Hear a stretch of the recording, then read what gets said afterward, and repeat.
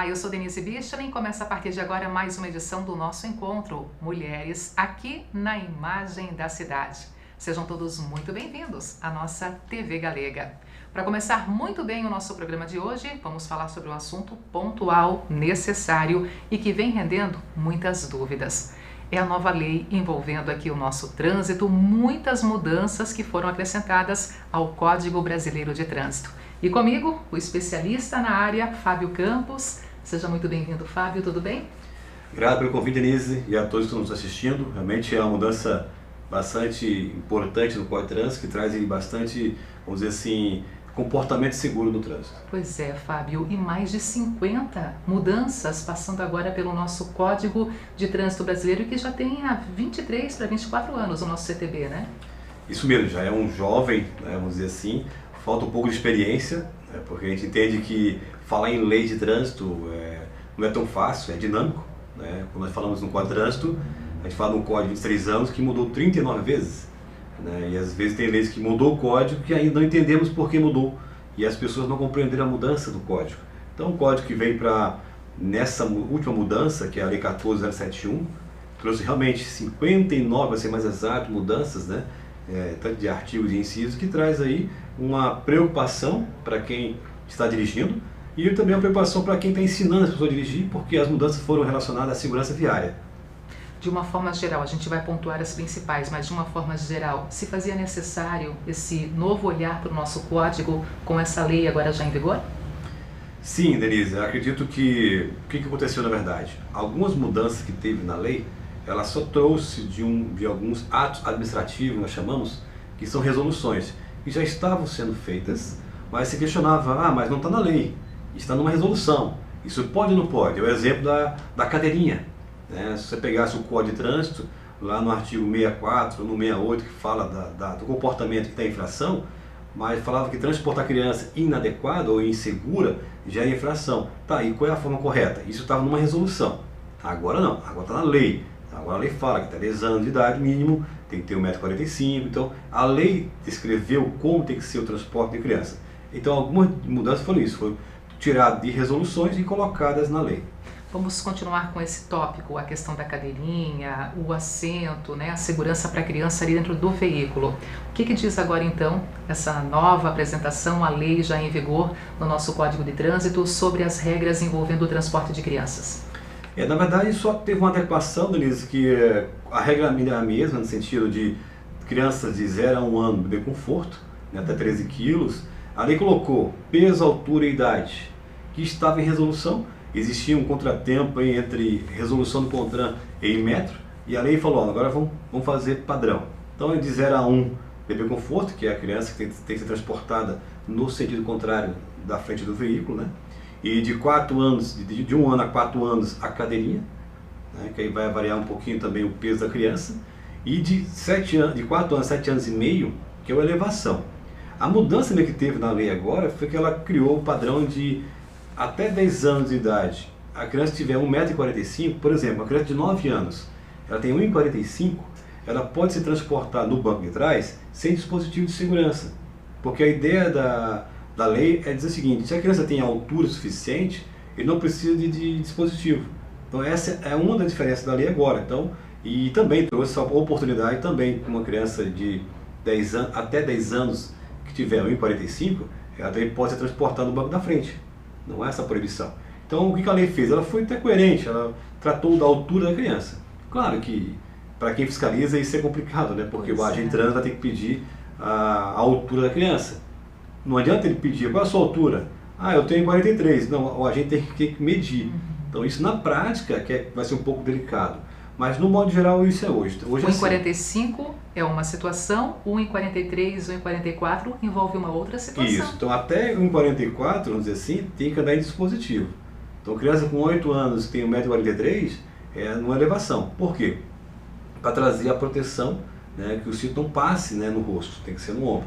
Se a criança tiver 8 anos e 1,46 m, ela pode ser transportada sem o dispositivo e apenas no cinto. Cabe aos pais, Denise, claro, ter um cuidado como transportar essa criança, qual é a forma mais segura. Acho que independente de dispositivo, tem que transportar a criança da forma mais segura. É o que a gente orienta, independente da idade, do peso, né, da altura, qual é o dispositivo que mais se adapta à criança, a esse jovem. É isso que a gente orienta. A lei está aí, ela trouxe essa mudança, mas que na prática, no fundo, muita gente não suporta as crianças corretamente, que isso é importante. Né? Então é essa que a lei fez. Ela só colocou no texto essa possibilidade de criança a 1,45 ser transportado sem dispositivo de segurança. E assim, né, Fábio, não basta ter apenas ali no interior do veículo a cadeirinha ou assento de elevação. Tem que estar a criança, se for ali no caso indicado, presente e segura, porque a gente também acompanha muitos pais que acabam deixando, é só ter ali na frente, não tem problema, se tiver alguém especializando a gente vai cuidar, caso contrário, deixa livre, leve e solto a criança ali dentro do carro, e isso é inseguro, a qualquer momento pode trazer uma fatalidade para a família, né? Com certeza, Denise. A gente sempre orienta, né, que quem deve acondicionar, quem deve colocar a criança no veículo é o responsável por ela. É o pai, a mãe, é o adulto que está ali. Então, não deixe a criança colocar sozinha o cinto de segurança. Porque às vezes ela entende que colocou, ela percebe que acha que conseguiu colocar corretamente e às vezes não travou. Tá? Às vezes ela solta, isso é perigoso. Então, realmente, a fiscalização de como deve ser utilizado o equipamento cabe ao responsável que está transportando naquele momento essa criança. Seguimos em frente com as mudanças envolvendo o nosso CTB, a CNH. Teve uma mudança considerável, nossa Carteira Nacional de Habilitação, né? Isso já era uma reivindicação de muita gente, né? Que os 5 anos é pouco, e agora está aí. Houve essa janela, né? Essa criação por idade, então até 49 anos, na verdade, você que vai renovar a sua habilitação, a princípio deverá ganhar 10 anos de renovação, tendo em vista que depende do médico. Às vezes tem pessoa que tem 49 anos ou 48, mas tem um problema muito grave de vista, de visão, a vista é monocular, o médico vai dar 2 anos, 3 anos, depende do médico. Mas a princípio é 10 anos. Quem tiver 50 anos até 69 é de 5 anos. E acima de 70 para cima, de 3 em 3. Mas lembrando, tudo depende do exame médico. Vai ser o médico que vai avaliar se você tem condições de ter 10 anos, ou 5 anos, ou 3 anos. Então a pessoa que tem 49 anos vai fazer esse ano a sua renovação da CNH, se tiver tudo certinho ela vai ter a CNH por mais 10 anos. Isso mesmo, 10 anos. E importante. Não precisa fazer nenhum outro exame fora este, né? 10 anos para renovar novamente, aí fica de acordo com a idade, né? E a questão da pontuação, a possibilidade de perder ou não a CNH por causa de infrações no nosso trânsito também teve modificações, também teve uma contagem diferenciada a partir de agora, né? Tivemos, né? Então, até então, uma suspensão do direito de dirigir por somatório de pontos era até 20. Né? Tinha algumas exceções ali para quem trabalha com transporte remunerado, mas para o condutor comum eram 20 pontos. Né? Então, apesar que continua 20, com algumas mudanças, que é, por exemplo, para quem tem uma habilitação nos últimos 12 meses, sofreu 2 multas gravíssimas, nos últimos 12 meses, quando atingir 20 pontos, ele vai ser suspenso por 6 meses. O outro exemplo, se ele tiver apenas uma gravíssima nos últimos 12 meses, com 30 pontos, ele vai ser suspenso por 6 meses, no mínimo, pode ser mais. Agora, se ele não tiver nenhuma infração gravíssima, tá, nos últimos 12 meses, ele só vai ser suspenso quando atingir 40 pontos. Uma diferença importante, uma situação que inovou, Denise, para você ter categoria A, B, C, D ou E, qualquer uma delas, e na sua habilitação lá atrás, no campo de observação, tem lá EAR, exerce atividade remunerada, você só será suspenso, independente se tem muito gravíssimo, se tem grave, quando atingir 40 pontos. Então isso para quem é taxista, para quem trabalha com aplicativo, quem trabalha com transporte, pessoas e cargas, tem essa vantagem, vamos dizer assim, esse benefício que a lei trouxe.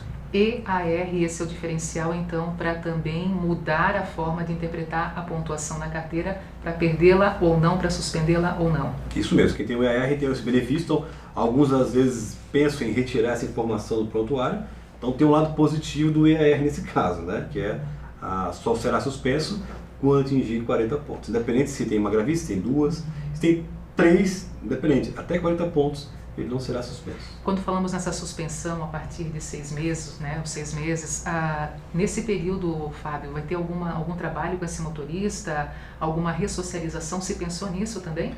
Já existe, né, o curso de reciclagem. Então, para você que está suspenso, está cumprindo a suspensão, né, você deve fazer um curso de reciclagem, porque com esse curso de reciclagem você retorna a ter de volta a sua habilitação. E é um curso de são 30 questões, né? Hoje se faz à distância, ou faz presencial em autoescola, mas todo aquele que tiver suspenso, independente se é 6 meses, se é 1 ano, se é 8 meses, ele deverá fazer um curso de reciclagem para depois reaver a sua habilitação.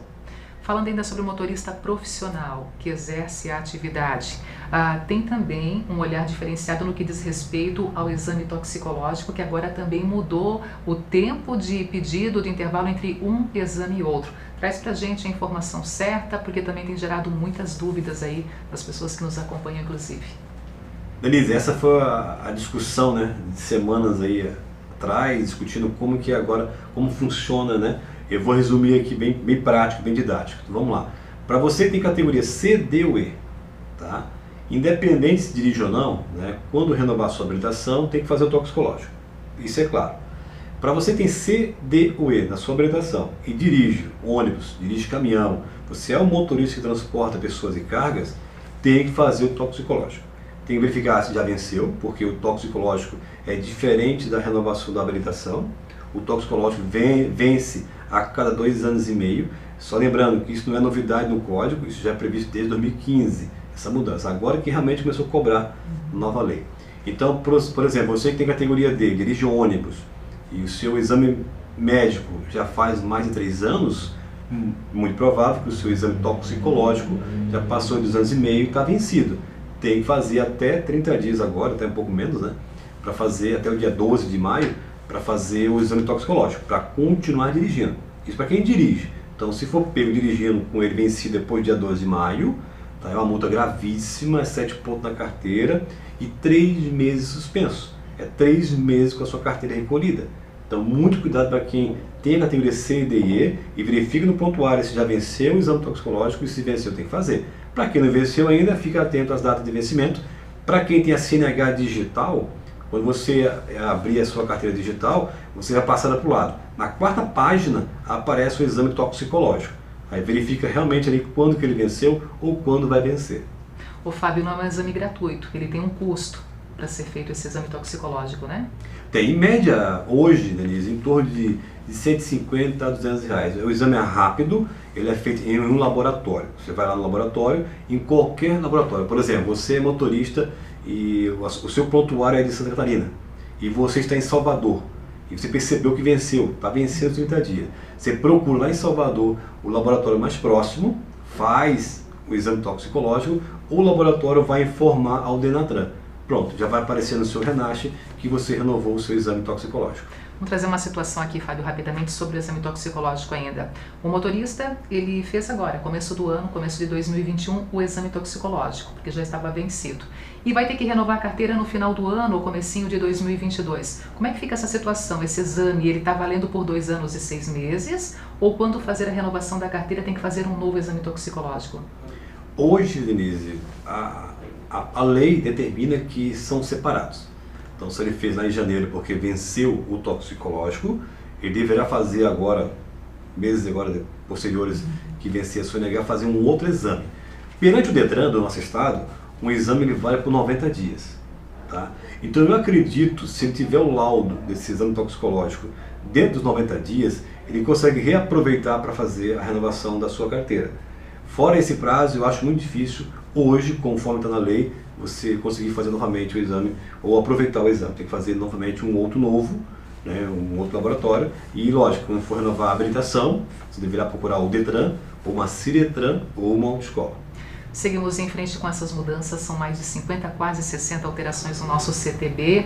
A questão também do nosso dia a dia como motorista, a utilização da luz, a obrigatoriedade da luz, do farol durante o dia. Rodovias de pista simples, rodovias duplicadas. Quais são as mudanças, Fábio? Na verdade, houve um relaxamento, vamos dizer assim, na lei. Também a lei incluiu lá o artigo 40, né, 40 que traz essa mudança das luzes, que obrigou apenas o uso dos faróis durante o dia para todos os veículos em rodovia de pista simples. Então, por exemplo, falando aqui no nosso estado, nós temos aqui a BR-470, por exemplo, tem trecho delas que ela é duplicada, entre Navegantes e Blumenau. O trecho que for duplicado não precisa farol aceso. No trecho não duplicado tem que ser farol aceso. E para quem pegar 470 sentido aí oeste do estado, praticamente ela toda é simples, né?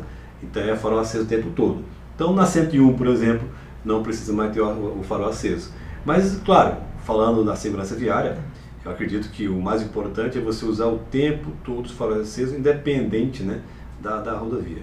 Tem modificações, tem alterações no que diz respeito também, de repente, à condução de uma moto, motociclista, ciclista? Passamos também por alguma modificação agora com essas últimas alterações?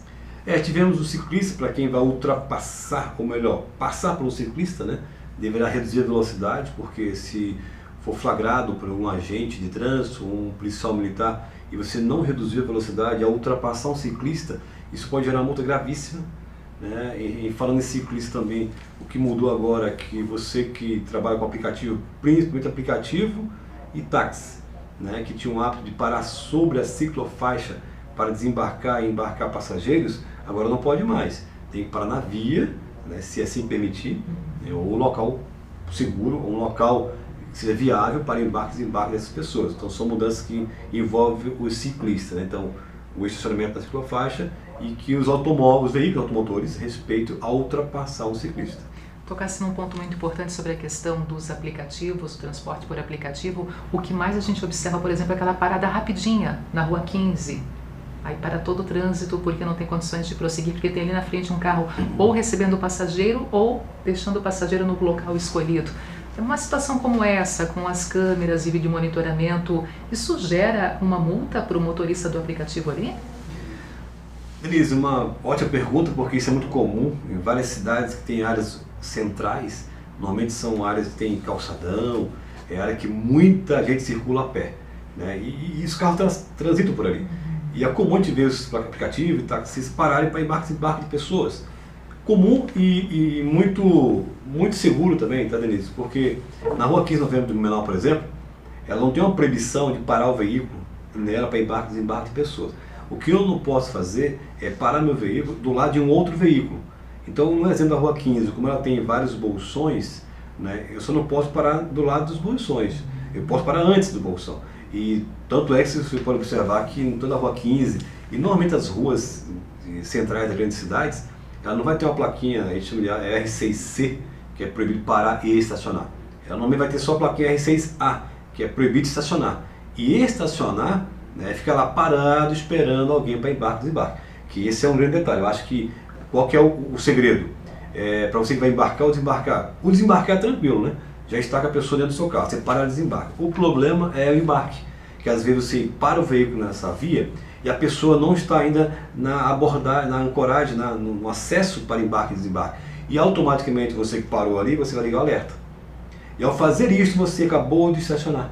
Talvez é essa a diferença que tem que ter detalhe. Então, se você que vai trabalhar com aplicativo, ou taxista, que vai buscar um cliente, no exemplo da Rua 15, fale para ele, fique na beirada do meio-fio me aguardando, que ele só para e embarca, ponto final. Acho que essa é o grande segredo, porque às vezes você para, fica esperando, e nesse sentido, o carro ligado, alerta ligado, você está estacionado. Pois é. Porque não tem tempo para esperar, mas é 1 minuto, é 2, não tem tempo. Parou, embarcou, desembarcou, vai embora. Em uma situação como essa, 30 segundos fica interminável. Nossa, vezes, né? Dependendo da via, você cria um grande condicionamento. Eu acho que é isso que tem que ficar atento, de ficar esperto, atento com a mobilidade dos veículos. Claro. Está terminando o nosso tempo, mas eu queria também colocar contigo aqui sobre essas muitas mudanças no nosso CTB. Tem benefícios para bons motoristas. O que significa isso, Fábio? Tem um registro nacional, né, para positivo condutor. São pessoas que, a princípio, né, a proposta é que as concessionárias, as seguradoras, comecem a avaliar o comportamento desse condutor há 12 meses atrás, se não houve nenhuma infração, até para talvez como ocorre no Rio Grande do Sul, já tem uma lei estadual, né, que o bom motorista lá, ele já ganha benefício, ele ganha de 5% a 10% ou a 15% de desconto no IPVA. Talvez isso se torne nacional, mas é uma lei que tem no Rio Grande do Sul, que eu acredito que deve seguir esse caminho também no futuro. E os recalls também têm agora uma nova interpretação naquela questão assim, a seriedade. Se a concessionária está chamando o motorista de determinado veículo, marca, né? É preciso realmente ir ao encontro desse chamamento porque é segurança para todos. Isso, quando tem um recall, às vezes é uma falha, às vezes não, é uma falha de sistema, né, sistema de segurança, normalmente freios, airbags. Então as concessionárias estavam chamando e temos vários casos dos veículos não irem fazer. E agora, visto que isso gera insegurança, né, a lei incluiu essa informação, A partir da hora que a concessionária divulgar que seu veículo tem que fazer um recall, fazer essa revisão, em 12 meses o prazo para fazer isso. Caso isso não aconteça, essa informação vai para o Renavan do veículo e quando ele for licenciar, não licencia. E detalhe, depois que passar 12 meses ele não fez, numa fiscalização de blitz também o agente pode constatar que ele não fez o recall nos últimos 12 meses e o veículo vai para o pátio também. Ô Fábio, como eu sei se caso teve ou não esse chamamento, se o meu veículo precisa ou não passar por essa análise por esse recall? Eu sempre digo o seguinte, você que tem o seu carro, entra no site do Detran, só colocar a placa do seu veículo e o número do Renavan. Lá você vai abrir o dossiê. Lá quando o carro tem recall em aberto, tem um carimbo vermelho, recall. E lá diz a observação, a data do recall. Então é bem simples, gratuito, é só entrar no site do Detran que você consegue chegar na informação. Que mensagem você deixa para quem nos acompanha agora depois dessa apresentação aqui da nossa entrevista, mas principalmente sabendo que tem muito mais ainda em torno dessas mudanças? Denise, é isso. Acho que a ideia é a gente adaptar novas mudanças e, independente das leis, buscar sempre um trânsito responsável, um trânsito seguro, e agir com prudência, né, com planejamento e, acima de tudo, a responsabilidade. Eu acho que o trânsito só vai mudar se nós mudarmos. Não, nós somos o trânsito. Eu acho que essa é a mensagem, porque assim a gente vai estar salvando vidas. Nós somos o trânsito, é verdade. Muito obrigada e até uma próxima. Agradeço a todos, um forte abraço. É isso aí. Gente, intervalo comercial, na sequência tem muito mais. O nosso próximo destaque passa também por uma cor evidente nesse mês. Vamos falar sobre o autismo, aproveitando que estamos no Abril Azul. Daqui a pouquinho. Eu volto já.